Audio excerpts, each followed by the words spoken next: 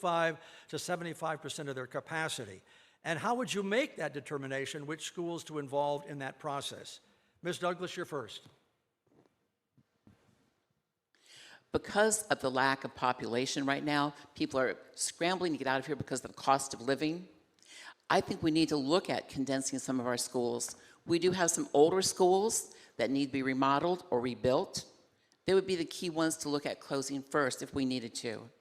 And also perhaps we could get some money by selling those properties. I hate saying that, I truly do, because I believe we're going to expand and bloom again one day. We'll need those properties to expand in once again. But we need to combine our students. We don't need 2 or 3 principals that are close by that only have 50 to 60% population load. We need to have condensed buildings, and K-8 would be great. I think it would be wonderful for students to have a longer-term community and to then come into high school prepared and ready to go. And our high schools would be better served if they were more crowded and could offer more things like different electives and things that students really desire. Ms. Peters. Thank you. So I do not at this time support closing any high schools. I do support potentially including some middle school opportunities, but improving the different programs that we offer at the current high schools to increase attendance at those high schools.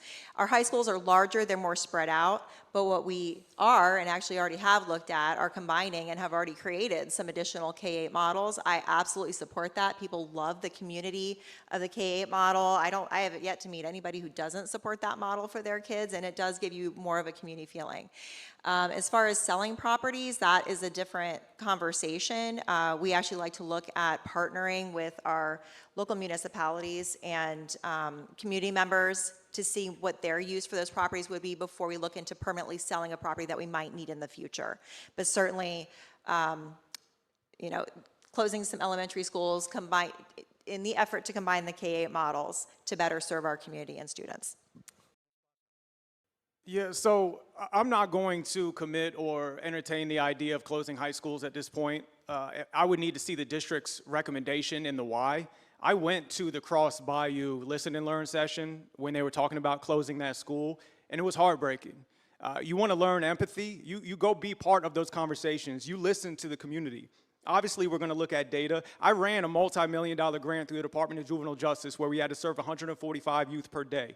And we understood that if our census dropped, that affect operation costs, for sure. So what do? We got to retain who we have, and we got to recruit more to our services. My skill set is I have a company where I focus on communication and messaging, and I will help rebuild our community's trust in our schools so we're not talking about closing these high schools. All right.